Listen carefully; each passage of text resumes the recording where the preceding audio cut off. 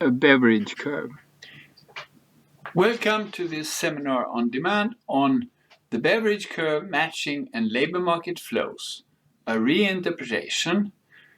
I'm Nils Gottfried, and this is co-authored with Carolina Stadin, who is at the Ministry of Finance but also connected to Uppsala University and the Uppsala Center for Labor Studies. So, this paper is about the Beveridge curve, which is a negative correlation between unemployment and vacancies that has been observed in many countries.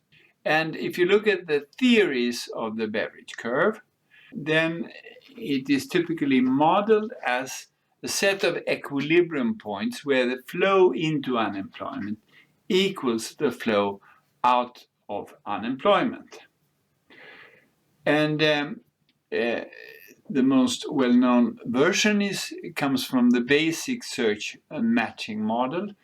There you have the inflow into unemployment determined by an exogenous separation rate from employment, S, times employment, N.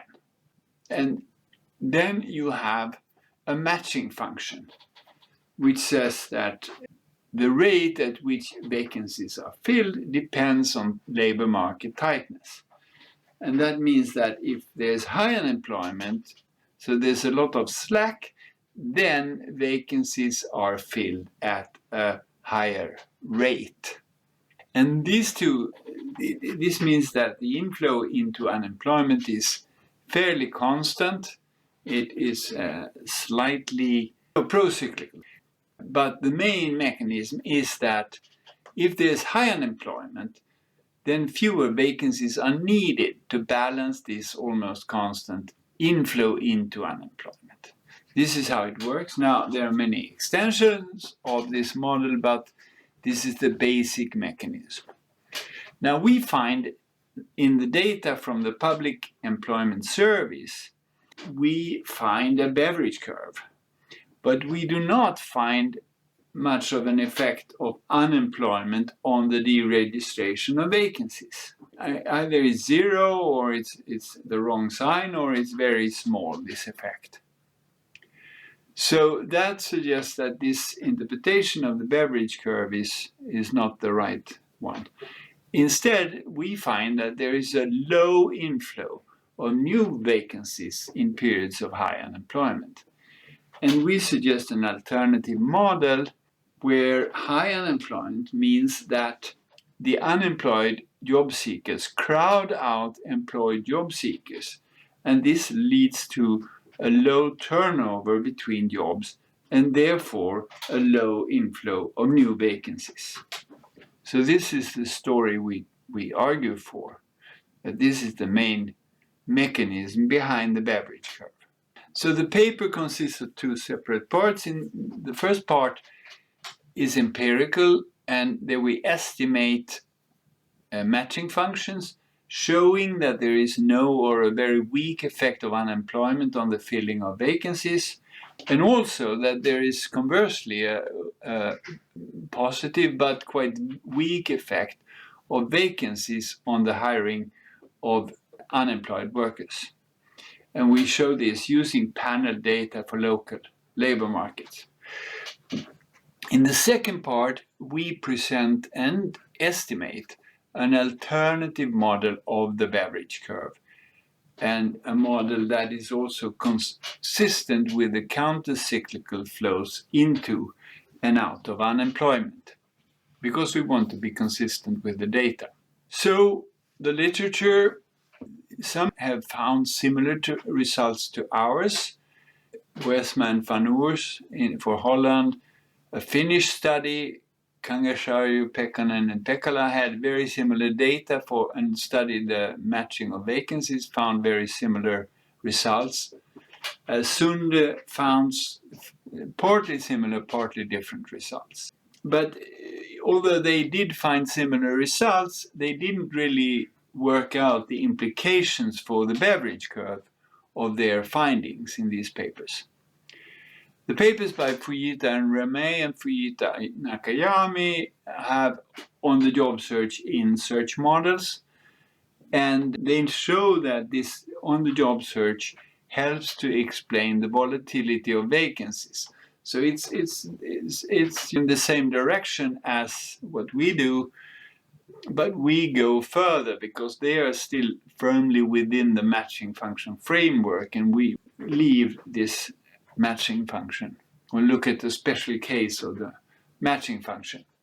Our model is really an extension of the Akerlof, Rose, Yellen paper, where they argued that we can have a Beveridge curve because of turnover between jobs, but they only made this point theoretically. We construct a quantitative model, and also it's an extension in several directions of their model. An earlier paper with Stefan Eriksson we were looking at the consequences if unemployed workers have difficulties competing for the jobs. And that's also related to what we do here. So in this presentation, I will first briefly discuss the basic search matching model of the Beveridge curve as a background. Then I turn to the data and estimation of matching functions, and then we present the alternative model, and we have some concluding remarks. So the basic search matching model, as I said, the Beveridge curve is a negative correlation between the stocks of unemployment and vacancies. And in theories of the Beveridge curve that exist in the literature, they think of the Beveridge curve as a set of equilibrium points where the flow into unemployment equals the flow out of unemployment. And that means that you abstract from the dynamics. And this makes sense because there's very high turnover in the labor market. There are always a lot of workers leaving their jobs and taking new jobs, and those flows dominate the flows that arise because employment is rising or falling. So if you look at a situation where unemployment is high or unemployment is low, then you can think of that as an equilibrium where the flow into unemployment equals the flow out of unemployment. It's a different thing if you're interested in the downturn in a recession, for example. Then you have to look at dynamics. But we are looking at equilibrium points, a lot like the other papers on the Beveridge curve. And then the movements along the Beveridge curve are driven by shocks to labor demand. They may come from productivity, or in a more Keynesian model, they could have to do with wage setting and monetary policy and other things. So if you think of the points on the Beveridge curves as equilibrium points, where the flow into unemployment equals the flow out of unemployment, it means that a theory of the Beveridge curve has to be a theory about how the flows are related to the stocks. Okay, so in the basic search matching model, separations are equal to a fixed separation rate times employment, which is then S times L minus U, where L is the labor force and U is unemployment. This means that the separations are slightly pro-cyclical. And then hires from unemployment are determined by a matching function with constant returns to scale. So hires relative to vacancies are an increasing function of the ratio of unemployment to vacancies. If you then set the inflow into unemployment equals to the outflow from unemployment, you get a Beveridge curve. And here, if alpha is positive, it means that unemployment speeds up the rate at which vacancies are filled, so fewer vacancies are needed to counterbalance the inflow into unemployment. Now, if alpha is 0, you still have vacancies would be somewhat pro-cyclical, but not very much. Basically, the Beveridge curve becomes an almost flat line if you set alpha to 0. So the idea that alpha is positive is central to the explanation of the Beveridge curve. And this is, as I said, it's because the separations are only slightly pro-cyclical. And the main mechanism here behind this explanation of the Beveridge curve is that it is the duration of vacancies that varies. So now we turn to investigate the matching of vacancies and unemployed workers. We start with the data. So the nice thing about registered data is that we can see the flows, not only the stocks. With survey data, you typically see only the stocks. And this figure for Sweden for the period where we estimate this shows that the variation of the stock, cyclical variation of the stock, is almost completely explained by variations of the inflow. The inflow and the outflow are almost identical. The outflow lags the inflow slightly because typical duration of a vacancy is about 3 weeks, and this is monthly data. So if the inflow increases 10%, then the outflow increases also 10% with a lag of 3 weeks, and the registered stock at any point in time also, of course, increases 10%. But you immediately see that the variation is driven by the inflow. And the same is true for Germany. I just looked quickly at German data. Here we have the blue line is the stock and the black line is the inflow. And here there are some trends in these data which can reflect various structural changes. So I've taken log deviations. Again, you see that the variation of the vacancy stock is very much driven by variation of the inflow. So in a boom, there's a large inflow of vacancies. In a recession, there are fewer new vacancies coming in. Okay, so if you look at the literature, most matching functions have been estimated with hires from unemployment as the dependent variable, and the typical finding is coefficient alpha around 0.6. But there are also a few studies that look at the matching of vacancies. So you have the outflow of vacancies as the dependent variable. And then several studies have found alpha very close to 0. So people find quite different estimates of so-called matching functions, depending on what they have as the dependent variable. And we investigate this with our panel data here. So we estimate 2 matching functions.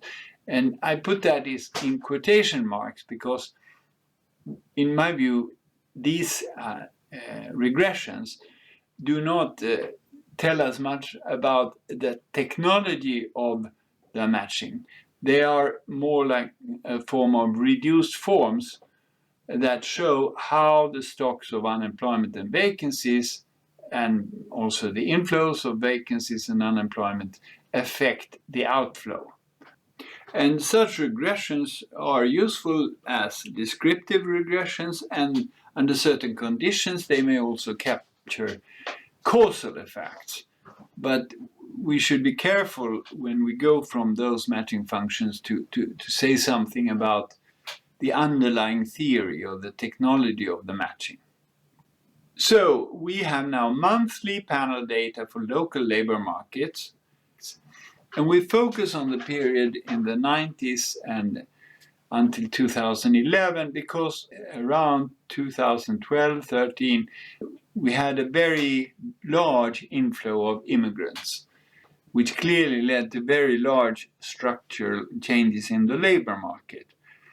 And we're not really interested in shifts of the Beveridge curve, but rather the theory of the Beveridge curve. So we want to look at a reasonably stable period. But we have in the appendix regressions for a much longer period, and we still find qualitatively similar results. So the main result in the paper can be seen in this figure.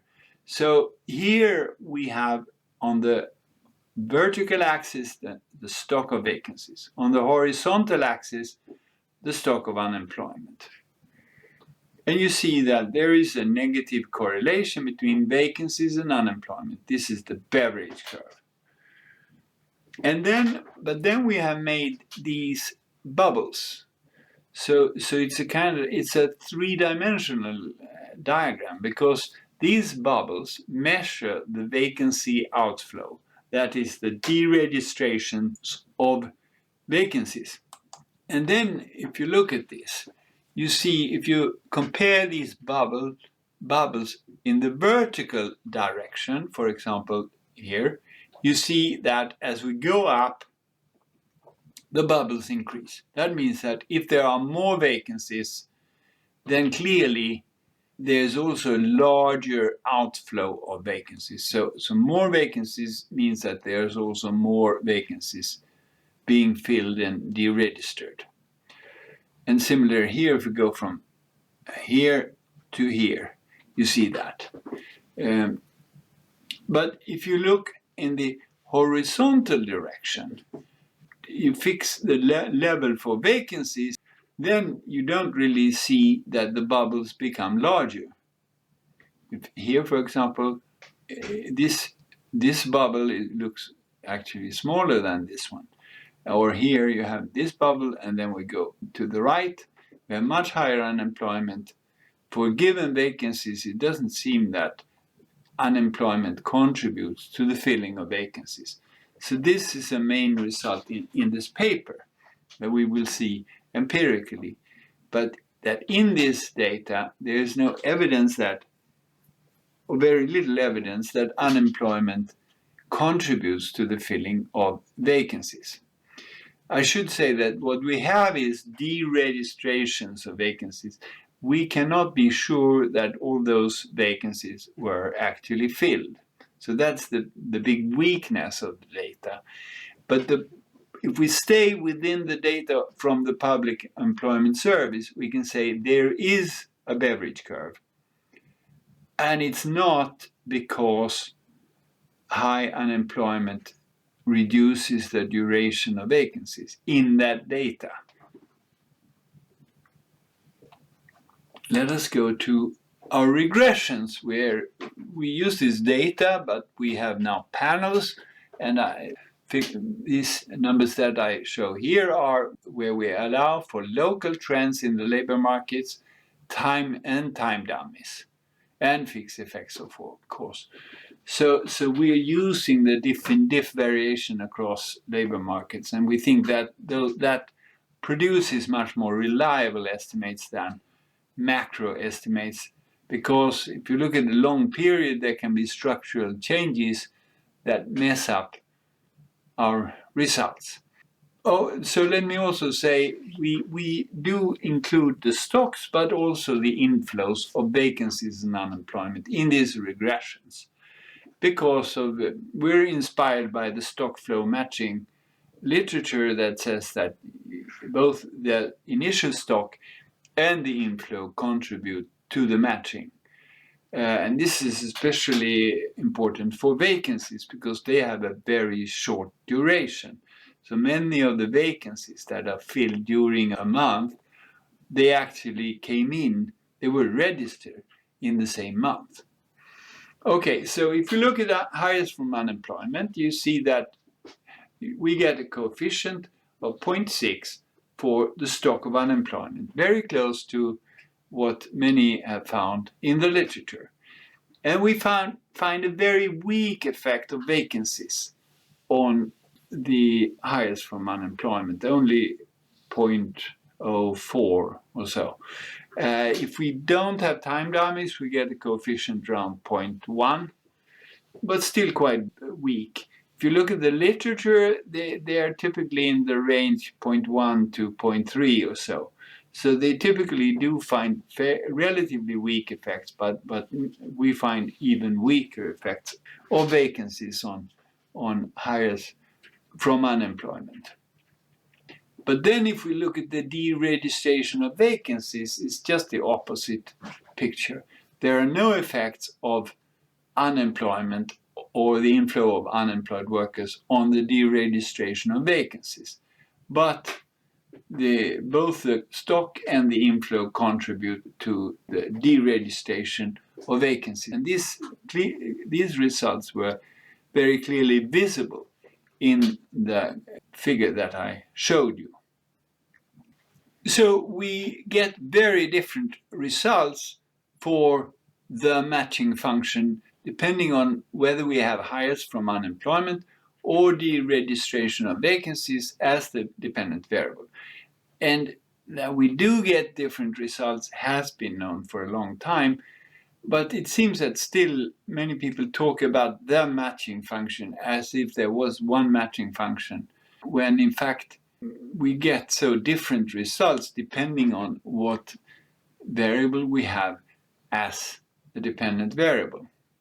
And that leads to the question, why do these estimates differ so much, and what do they imply for the Beveridge curve?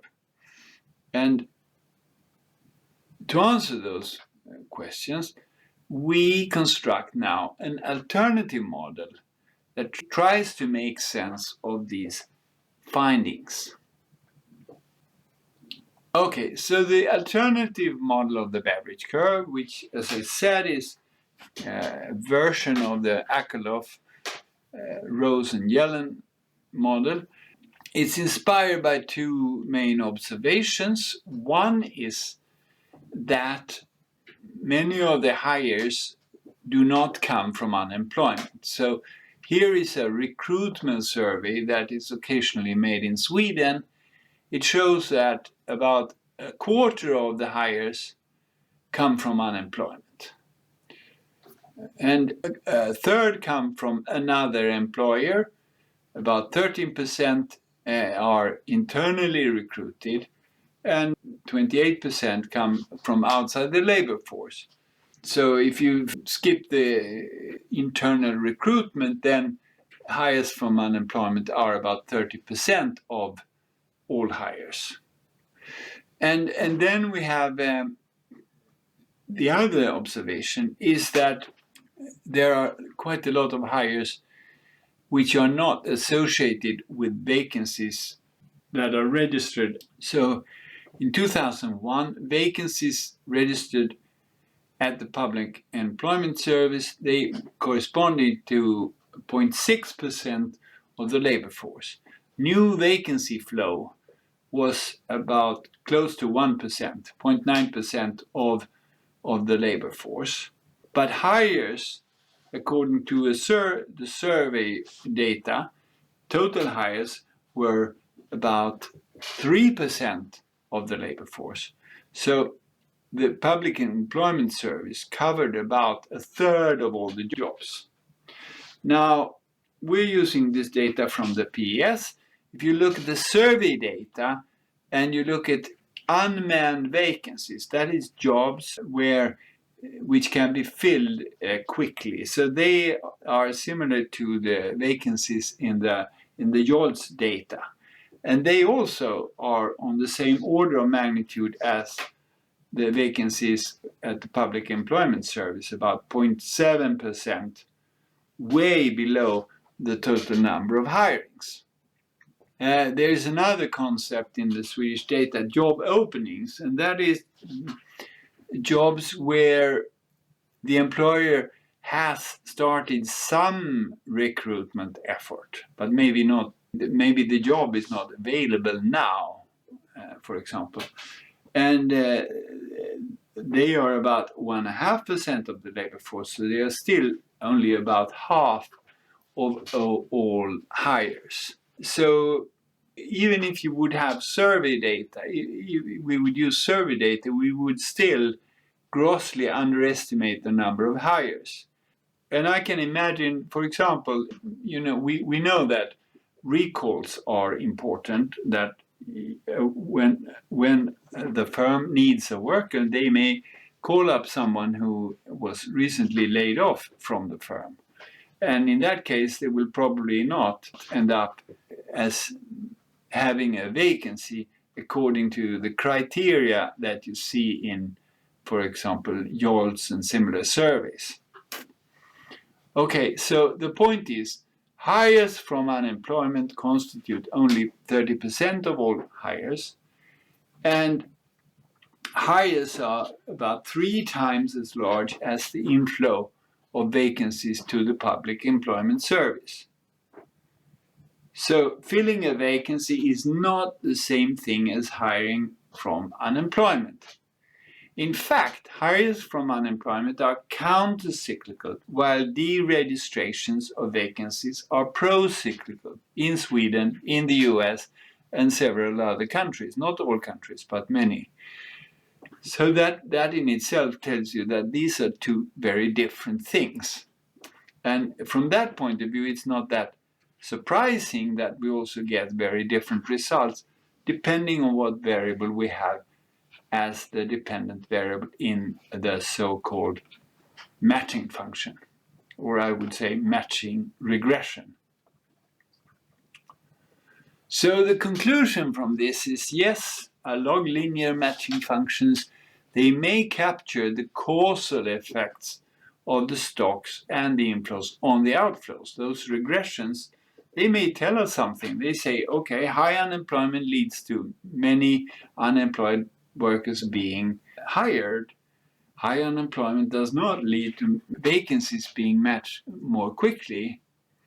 But the point is that if you have these unobserved job seekers and these unobserved job openings behind the scene, then these estimates of these standard matching functions, quotations marks, they give us biased estimates of the parameters of the underlying matching technology.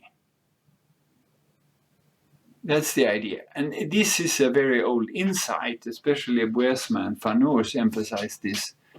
Petrangolo and Pisaridis mention it. Sunde really emphasizes this, that there are unobserved job openings and unobserved job applicants. And therefore we should not jump from those regressions to conclusions about the matching technology.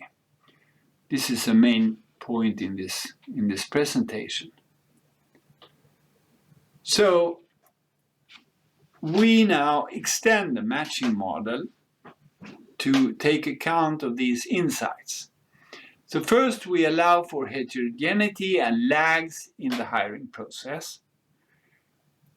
Then we allow for on-the-job search with a constant search intensity. And we also allow for mismatch in the sense that unemployed workers are less able to compete for the vacancies compared to some of the employed job seekers. We also allow for a fixed amount of hiring via informal contacts, that is, without putting a vacancy at the public employment service. And also we need to model a counter-cyclical inflow into unemployment. This matters because the Beveridge curve depends not only on how we model the flow out of unemployment, the hiring, it also depends on how we model the flow into unemployment. And we want a model that is consistent with the fact. And the fact is that there is a counter-cyclical inflow into unemployment. The flow into unemployment is high when there is high unemployment. Okay, so these things are unobservable. So what do? Well, we make assumptions. I mean, this is, I started in my career doing theory, so I'm used to that. You know, when you don't know, you make assumptions. But we argue that this model that we construct is plausible. We estimate the parameters of the resulting model, and we compare them to available evidence from various sources to argue that this is a reasonable model. This is how I think economists should proceed. Okay, so length and heterogeneity. Well, this is a small extension of the model. We assume that the effective unemployment rate is a weighted sum of the inflows and the stock of unemployment 3 months back. So the idea here is twofold. One is that short-term unemployed may be more competitive in the labor market, and the second is that things take time. And similarly for vacancies, we allow for the possibility of heterogeneity among vacancies and also things to take time. So we have the effective stock of vacancies being a sum of the inflows plus the stock some months back. And well, we need to make some normalizations here, and for the unemployment, we assume that person who became unemployed last month makes 1 unit of a job search. He has a weight 1 in the effective unemployment rate.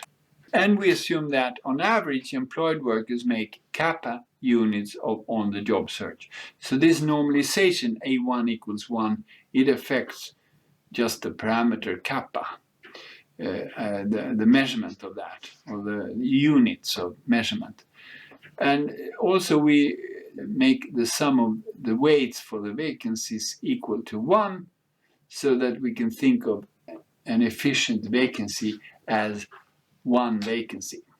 Okay, so now if we modify the matching function to allow for this, it means that the hiring of unemployed workers is going to be a coefficient phi times the number of job seekers, which is the effectively unemployed, plus the employed job seekers, and that is raised to the parameter alpha. And then we have the effective vacancies raised to the parameter beta, and then the unemployed, they get a share of this that corresponds to their share of job search, which is effective unemployment divided by total job seeking, which is the effective unemployment plus the on the job search. So this is the now modified matching function that takes account of some heterogeneity and on the job search and lags. Now, some referees have complained that this is totally arbitrary to assume that there is a constant intensity of on the job search. Now, if you look at the literature, there are a lot of papers that totally neglect on the job search. So they seem to argue that, well, we don't have data on the job search, so let us pretend that it doesn't exist. Now, in our view, it seems much better to assume a constant intensity of on the job search than to neglect it. And what can you do? If you don't have data, you have to make some assumption. And we argue that our assumption is better than the assumption that many papers do. I mean, think about it. This is how economies work. You make assumptions, you construct a reasonable theory, and then you look at the data. Adam Smith didn't sit there and wait for the perfect data to come around, right? He constructed a theory. He argued for his theory that it was a reasonable theory, and then he said, this theory can explain this and this and this fact. This is what we do too. We construct a theory, we claim that it's a reasonable theory and that it's consistent with certain observable facts or various kinds of facts. So How can we believe in these estimates? Well, the idea is then that there are shocks to labor demand that lead to variations of unemployment vacancies, the right-hand side variables, which allows us to trace out this matching technology. We have to assume that there are only temporary and unexpected shocks to matching efficiency and on the job search, because otherwise we are in trouble. The changes of the matching efficiency and the on the job search directly affect hiring from unemployment, but they would also have indirect effects on the number of unemployed and the vacancies, and then we would not be able to estimate the parameters of this structural theoretical equation. So we have to believe that we can deal with these changes on the job search and matching efficiency by, for example, including trends and fixed effects in the regressions. Otherwise, we are in trouble. So when we try to estimate this model as it stands, we have convergence problems with respect to kappa. And this is perhaps not very surprising because n is roughly constant. So the role of kappa and alpha, they correspond, they have similar roles if you include the elasticity with respect to unemployment. So in that sense, kappa and alpha play parallel roles here.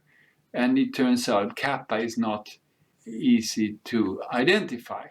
So what we do is we set it to reasonable numbers. We set it to 0, as is implicitly done when you estimate standard log linear matching functions without on the job search. And then we set kappa to 5%, which is on the lower bound when it comes to what we know about on the job search.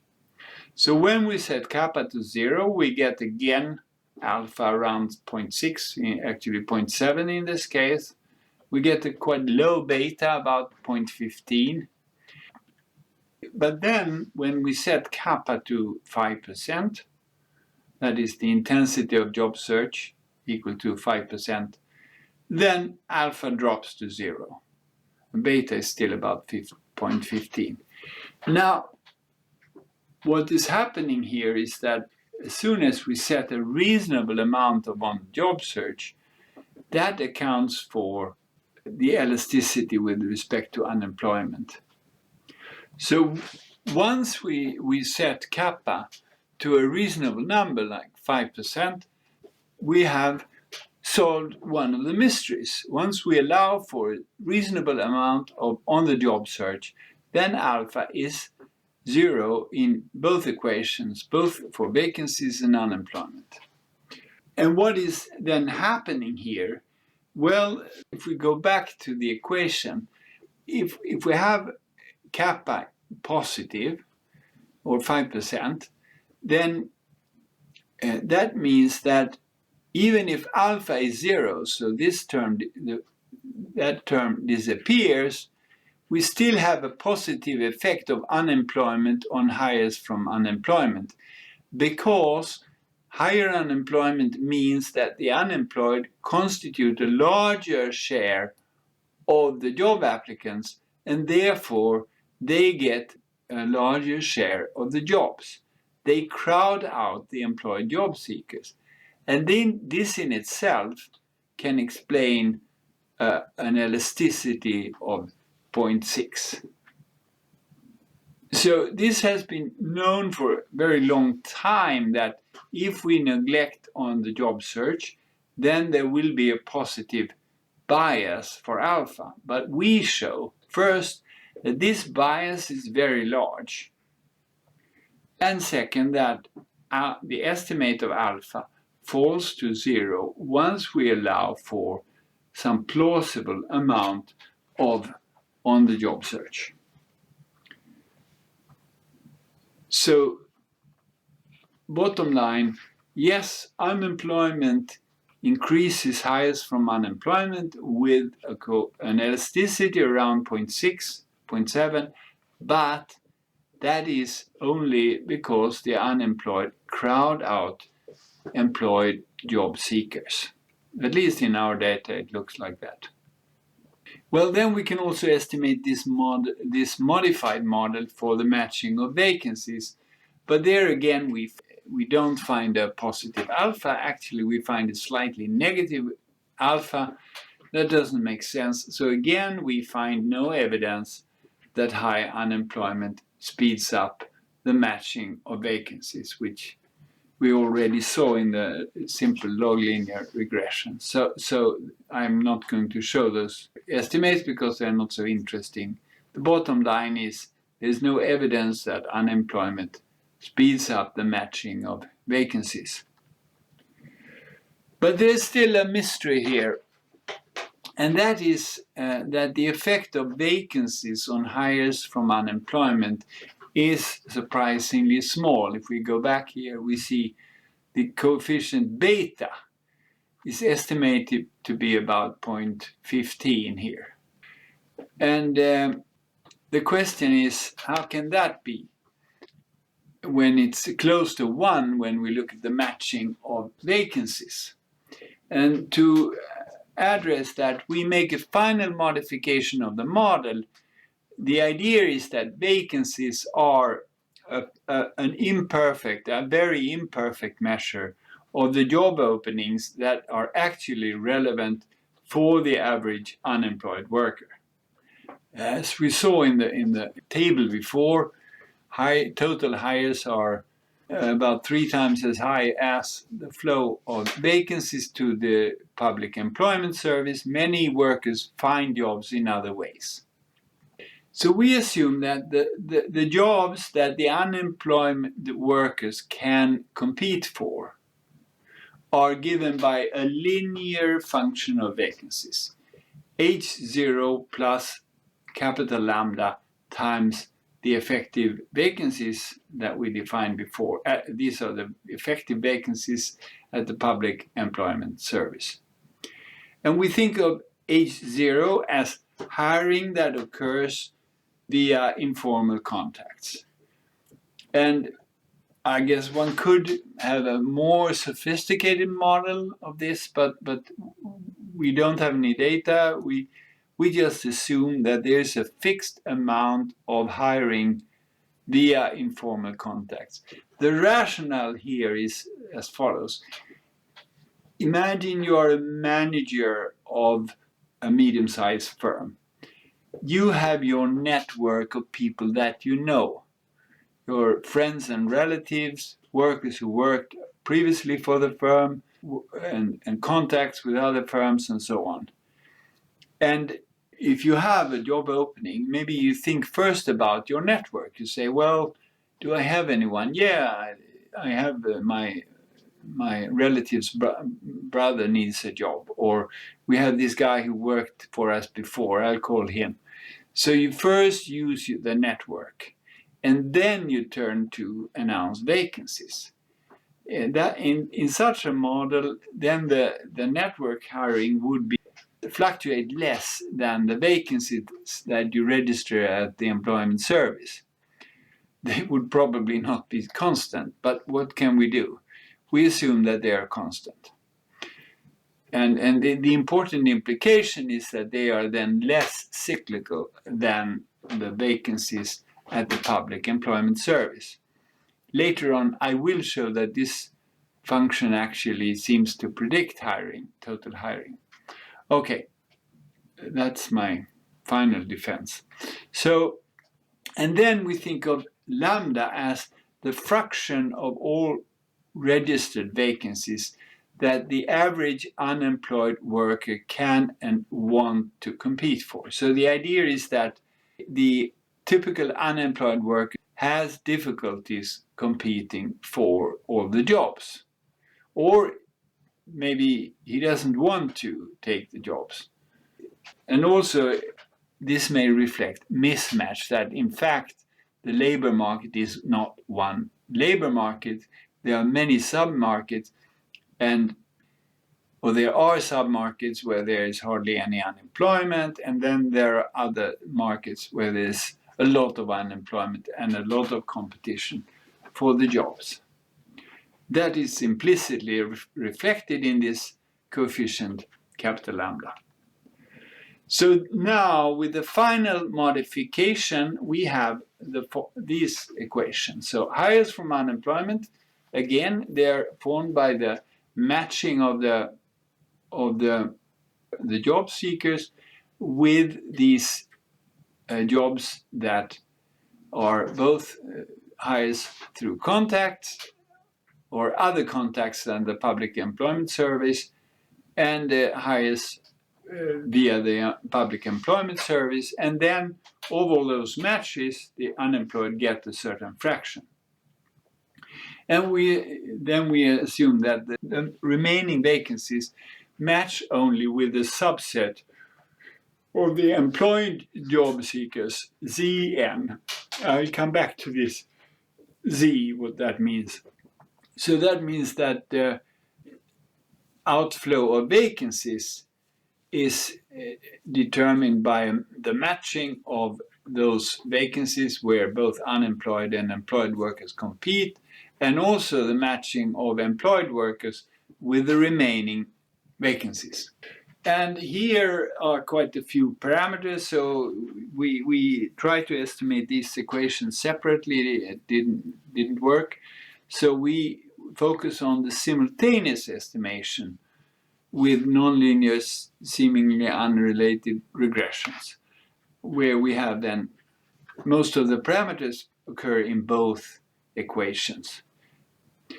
And it turns out, again, we have some convergence problems for the kappa. So if we set kappa to 5%, we again get this negative alpha. And we find beta 0.9. But the negative alpha doesn't really make sense. And since we want to now construct a reasonable, economically meaningful model of the Beveridge curve, we set alpha to 0. And if alpha is 0, then it seems strange to have a beta below 1, because it's hard to think of a search matching model where alpha is 0 but beta is below 1. So therefore we set a beta to 1. It doesn't matter much for the results, but to have a plausible model, we do that. And then we can estimate also the kappa. And so here are the coefficients. So A1, A2, 3, A4 are the coefficients of the lag of unemployment inflow and the lag of unemployment. They're all very significant. They contribute to the matching. The kappa is 7.6%, saying that 7.6% of the employed workers are seeking jobs. And here we should remember that we have set A1 equal to 1, so that a worker who became unemployed the previous month is making 1 unit of job search. So in the literature, estimates on the job search range between 5% and 20% of the employed workers doing job search. So our estimate of 7.6% is in the ballpark. And then we have the lambda, that is only 0.34, roughly a third. That says that, okay, the unemployed can compete for a third of the jobs compared to the employed. They have a disadvantage in job search, a strong disadvantage in job search compared to employed job seekers. And then we have these coefficients on the lagged inflows of vacancies, and they're all significant, B1, B0, B1, B2, B3. And then we have H0, which is hiring via contacts, and that is estimated to be correspond to 2% of the labor force. And since the inflow of new vacancies is about slightly below 1% of the labor force, that suggests that roughly 2/3 of the hires are via contacts. So hires without registered vacancies are very important. So how plausible is this model? Well, we can look at the share of hires from unemployment, for example. We can calculate that in the long run equilibrium. It's 31% of all hires. That's spot on what we see in table 1. I think it was 30% there. So it's very consistent with the survey data on where you hire from. That the unemployed constitute about 30% of all hires. We can also look at the effect of unemployment on hires from unemployment. That elasticity in our model is 0.62. So yes, we find, in line with many studies, that there is a causal effect of unemployment on hires from unemployment. But our argument is that this effect arises only because unemployed workers crowd out employed job seekers, not because there are more matches being formed. So how can we understand this? Well, think of two extremes. Suppose that there was no on the job search. Then this elasticity, the elasticity of hires from unemployment with respect to unemployment. If there was no on the job search, we took that out of the model, then this elasticity would be 0, because there are a certain number of job openings, and if you have more unemployed workers, that will not increase hires from unemployment. If, on the other hand, there would be very low unemployment, so almost all the jobs are filled by employed workers. In that model, the elasticity would be close to unity, because if there are more unemployed workers, they would take more jobs, and they would essentially only crowd out the employed job seekers and not the unemployed job seekers. So then the elasticity would be very close to unity. If 10% more unemployed workers come into the labor market, then there will be 10% higher outflow from unemployment, because they crowd out not each other, but they crowd out the employed job seekers. And the estimate is in between here. It says that, yes, since according to our model, employed job seeking is 62% of all job seeking for the relevant jobs, that is, then the elasticity is 0.62. And also our model explains the weak effect of vacancies on hires from unemployment. And the reason is simply that the unemployed typically get jobs in other ways. Rather few of them get jobs through the employment agency. So that may be they get recalls after layoff. They may have other various direct contacts. In Sweden also, this may reflect subsidized jobs, which are subsidized by the government and provided for workers who have been unemployed, especially long-term unemployed. These kinds of jobs are often taken by people who have been unemployed for some time. Now, as I said before, the Beveridge curve is based on a theory about the flows into and out of unemployment. And we have now discussed the matching and the flow out of unemployment, but we have not discussed the inflow.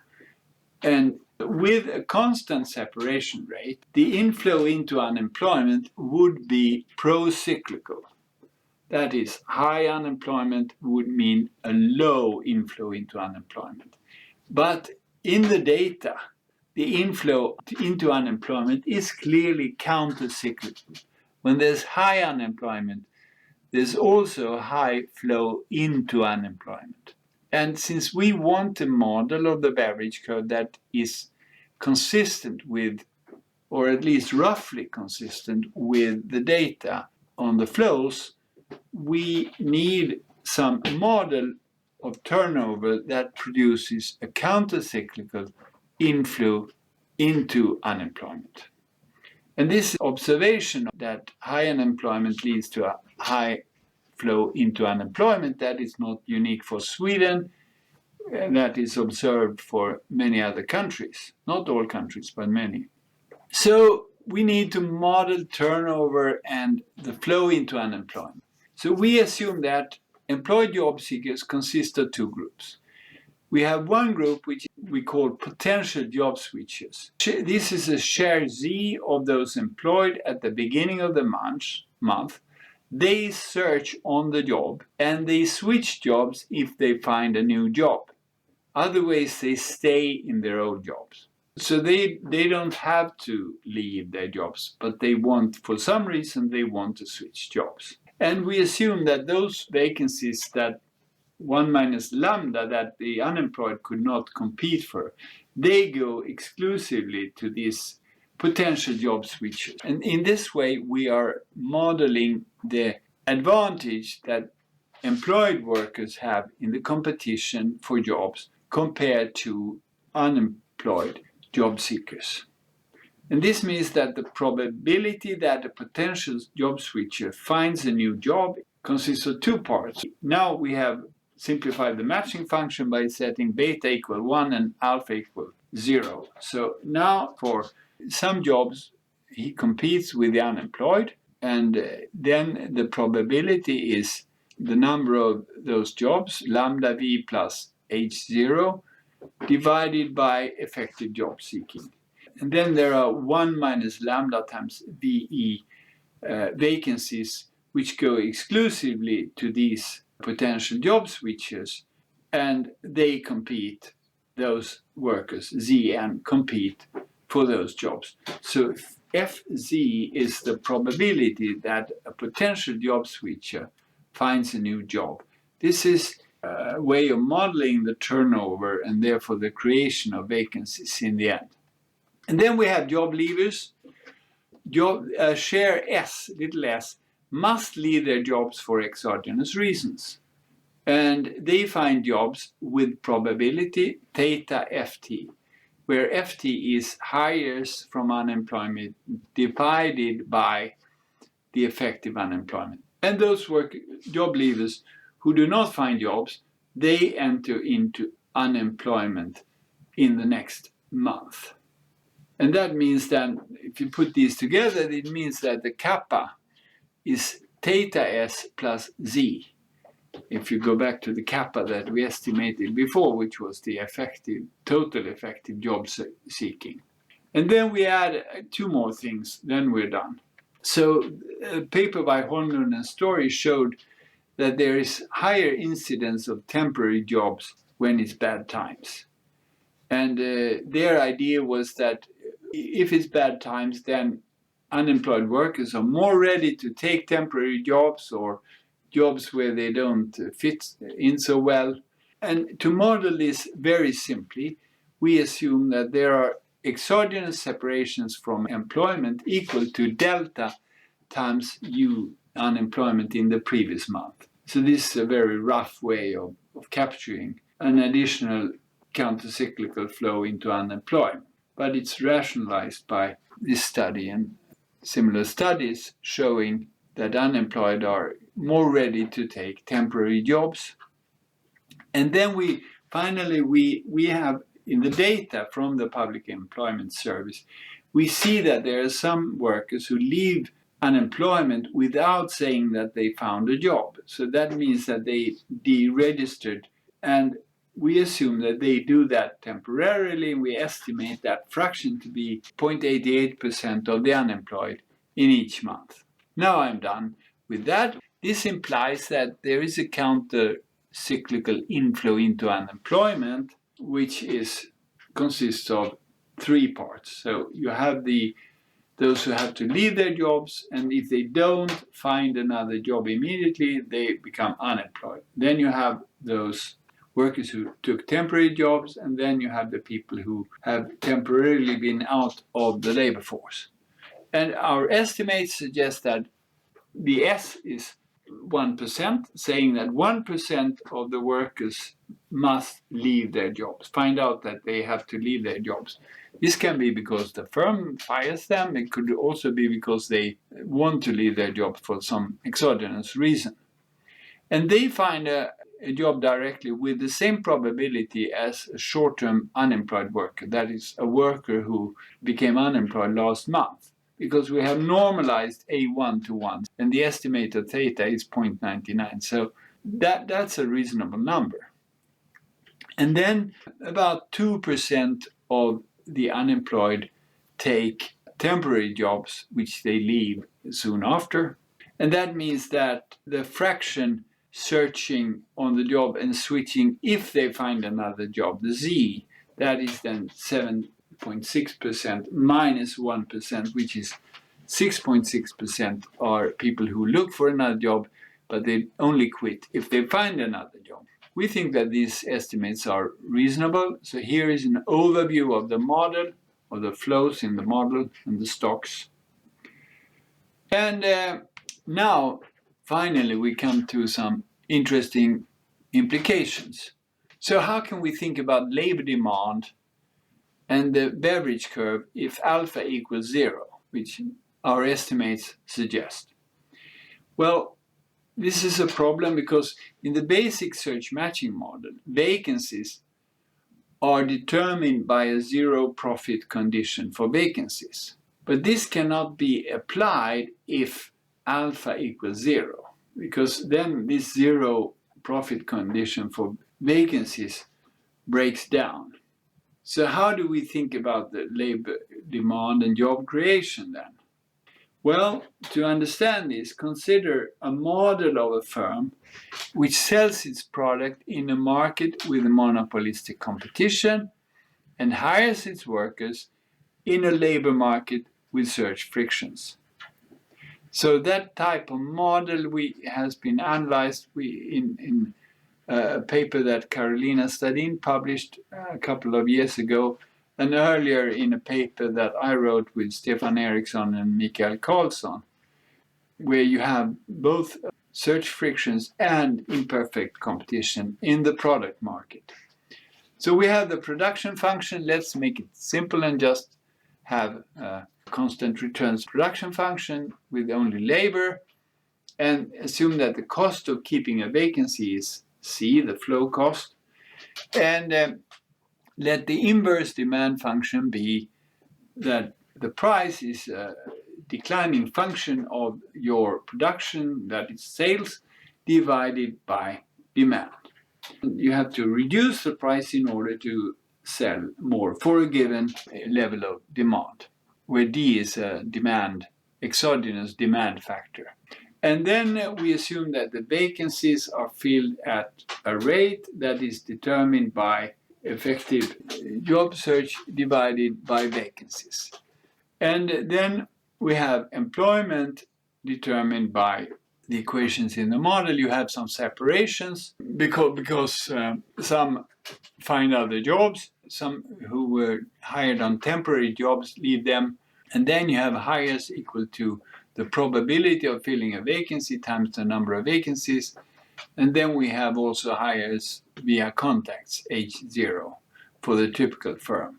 And then the firm decides about vacancies, but if we just make it simple, assume that they know all the current state variables, then the choice of vacancies implies a choice of employment. And they choose employment to maximize the present value of profits, where you have also the income minus the wage cost and minus the cost of keeping vacancies. And then under perfect competition in the product market and positive alpha, we get a standard zero profit condition that the cost of the vacancy should be equal to the probability of filling the vacancy times the profit that you earn over time if you manage to hire a worker. But clearly, if alpha equals 0, this cannot be the equation that determines the vacancies. There must be something else that constrains firms and prevents them from creating unlimited number of vacancies and making unlimited profits. And the idea is then, well, maybe that is because they have a limited demand for their products. So in the alternative model, we have alpha equals 0, no matching frictions, but instead they face a downward sloping demand curve. And then the first order condition boils down to something we recognize. It's the marginal revenue product should be equal to the wage plus the cost of having a vacancy so that you hire one worker minus the savings of vacancy cost next period, because you expect to save some hiring cost next period. If you hire a worker this period, then you need to hire fewer workers next period. Now this is a labor demand curve, right? It's a little bit modified because you take account of the turnover costs and the probability of keeping the worker next period, but it's basically a labor demand curve that determines the level of employment.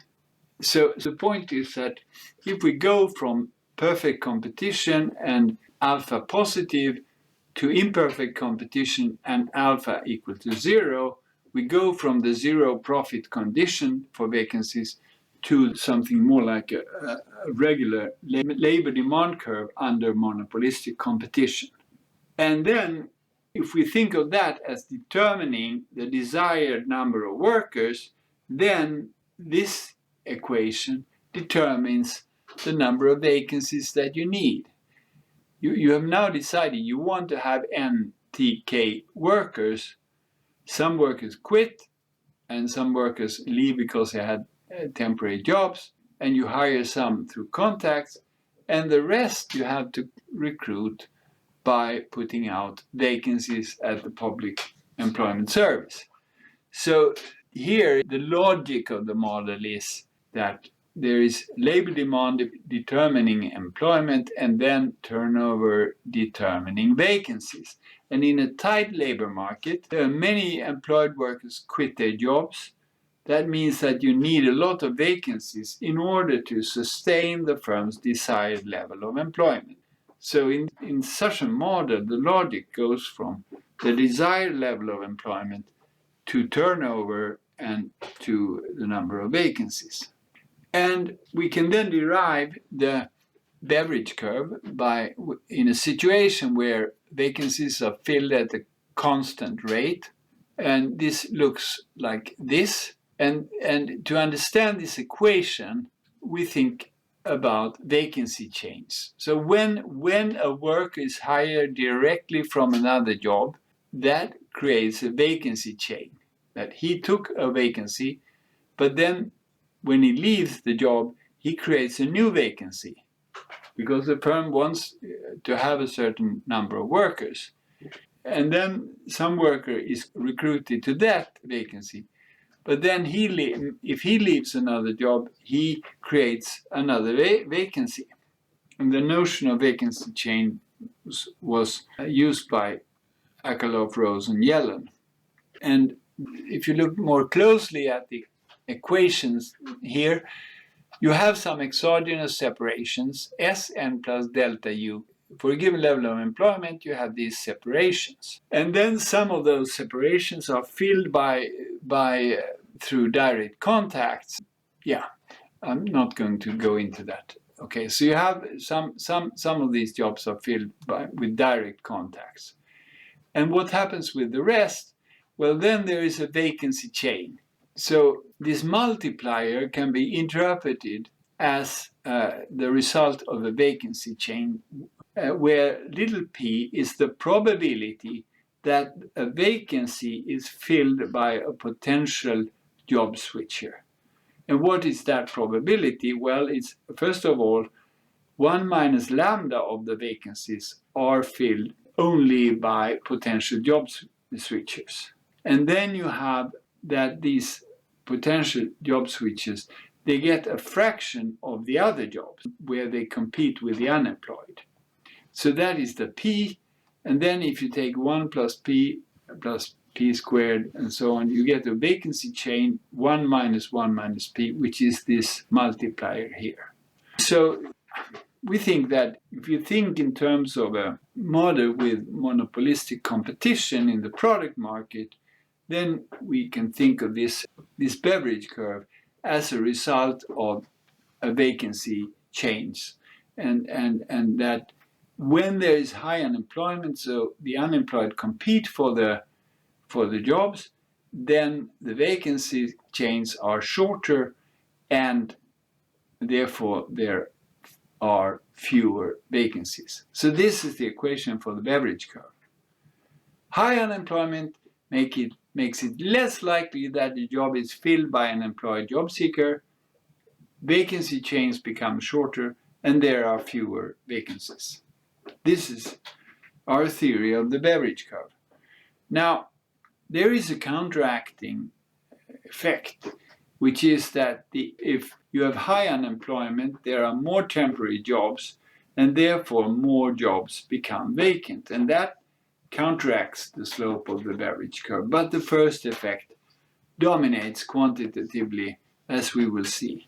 So here is our model and the data. So roughly speaking, our model can explain the Beveridge curve.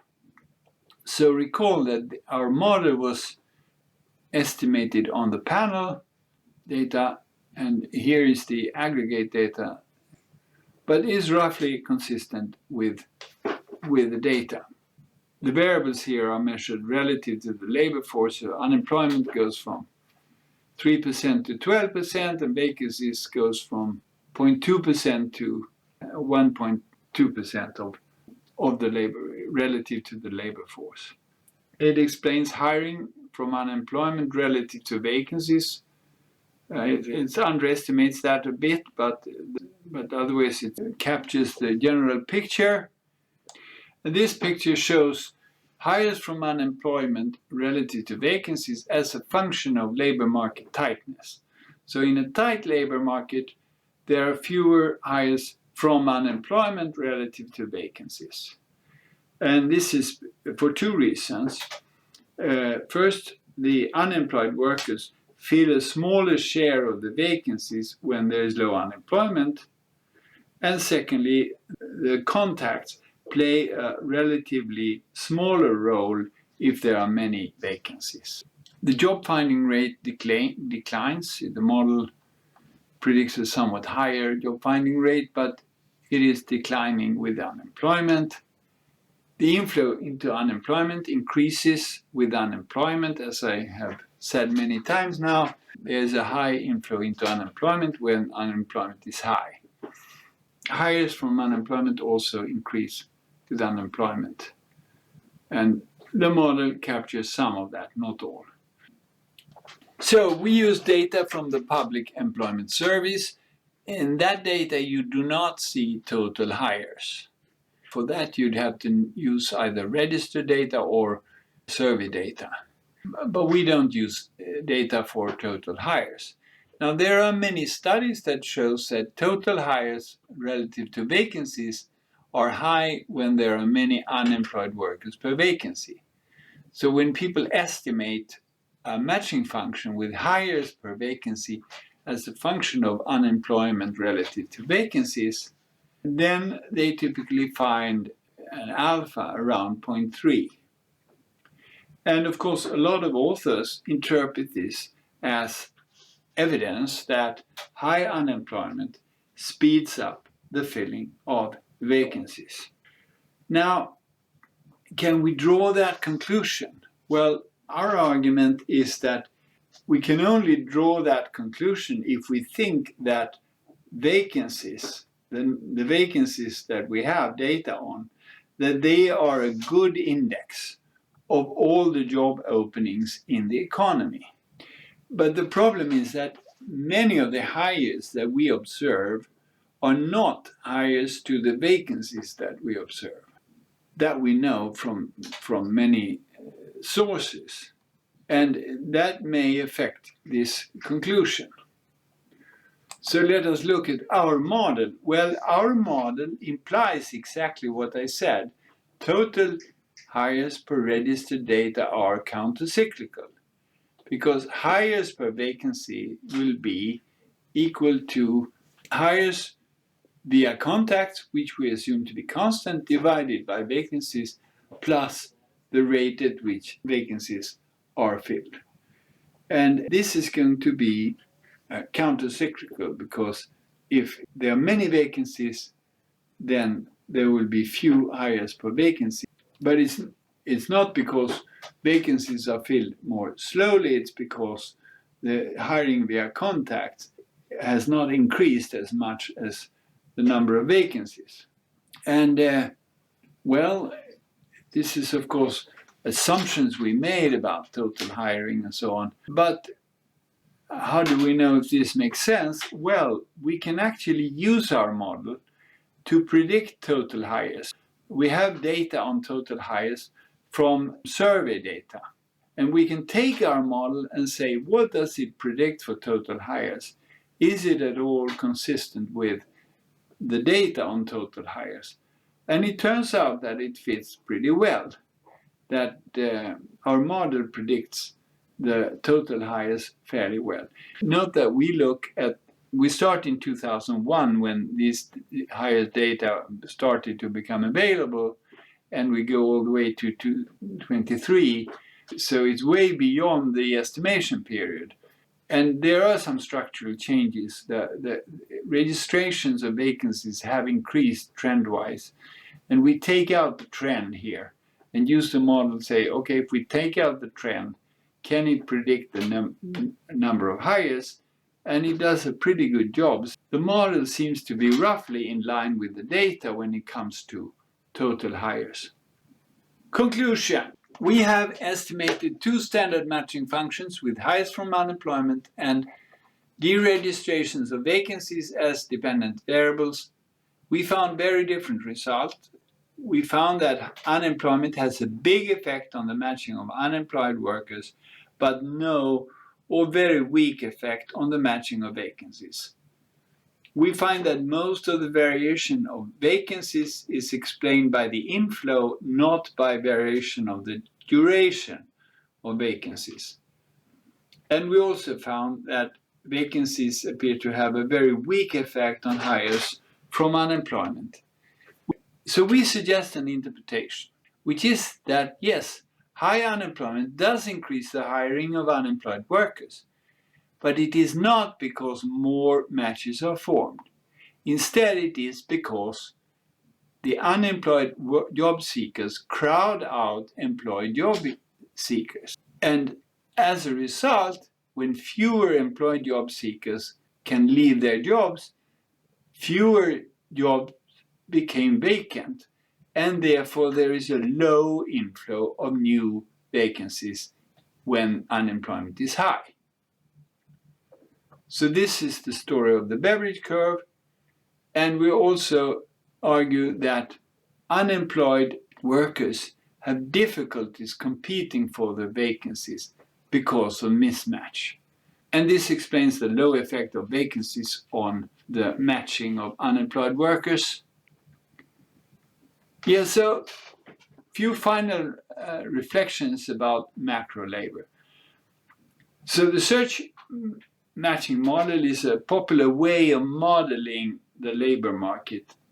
And I think one reason why it is so popular is that it provides an active role for the job seekers. In the search matching model, the job seekers are not just sitting there and waiting for jobs to appear. And this is something that we as economists think there's something in that they do play a role in the matching. And this puts a focus on the supply side, one could say, the behavior of the unemployed workers. The zero profit condition essentially says that supply creates its own demand. If you drop 1 million more workers into the labor market, then almost 1 million more jobs will appear very quickly according to the search matching model. So the demand side is passive in the search matching model. It basically adjusts to supply. And that may be fine if we are looking at the long run. I think we all believe in Say's law in the long run, that supply creates its own demand, that if workers are more willing to take jobs, if there are more workers, then there will be more jobs in the long run.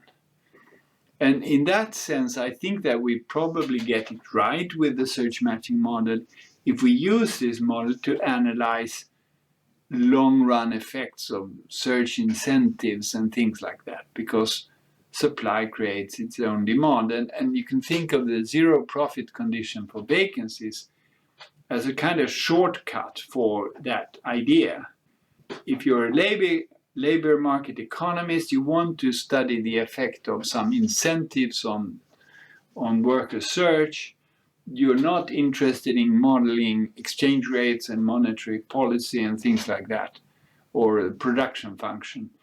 You wanna focus on the labor market, and you make it the demand side simple.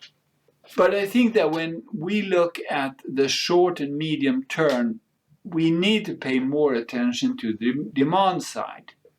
The jobs do not just pop out of the ground like they do in the search matching model. I mean, for example, in the search matching model, if the unemployed starts to search 10% more intensely, then 10% more vacancies just appear. And that's not really how things work in the short and medium term. And why not? Well, there is wage rigidity, as Keynes emphasized, and there's imperfect competition in the product market, as the new Keynesian models emphasize. And that means that aggregate demand matters, and that medium-term fluctuations are very much driven by variations on the demand side. There is a role for financial crisis, expectations, monetary and fiscal policy, and so on, which is not the case in the standard search matching model. In the standard search matching model, you assume that demand is no problem. It is a bit as if you had a very smart central bank that always assured that there is demand, so you don't need to worry about demand. But if the central bank is not so brilliant as assumed there, then we need to pay a little bit more attention to the demand side of the labor market. So in this alternative model, which we should see just as a sketch of how we should model the labor market, all jobs are filled quickly, so employment is determined by the demand side. Now, you may object that there are markets where there's a shortage of workers and firms have trouble filling their vacancies. But the thing is, in those markets, you hardly have any unemployment. So if you're interested in the relation between vacancies and unemployment, then looking at markets where there is no unemployment seems to be not so interesting. And in fact, in most parts of the labor market, there is some unemployment. There are some, qualified unemployed workers, and firms do get many qualified applicants for their job openings, and they're able to fill their positions. So, I mean, we could have added a set of markets with full employment to the model. That would just complicate it. I don't think it would change too much the structure of the model. And I also want to emphasize that I don't think that unemployed workers are passive participants in the labor market, just sitting there and waiting for jobs to appear. I think they do make a lot of active choices. And in our model, we can think of these choices as factors that affect the parameter capital lambda. That the capital lambda measures the willingness and ability of the unemployed to compete for the jobs. It's relative. It's how well they can compete for the jobs compared to those who search on the job. So if you have very generous unemployment benefits, then capital lambda will go down because the unemployed will be more picky what jobs they take. Maybe they don't want to travel so far, or maybe they don't want to take a job that they think is not in their area, and so on. And on the other hand, if we can find a way of making the unemployed more willing or more able to compete for the jobs, this will increase the capital lambda, and this will shift the Beveridge curve down. So within the framework that we have suggested, you can very well incorporate an active role of the unemployed in the determination of, well, the Beveridge curve and ultimately of unemployment.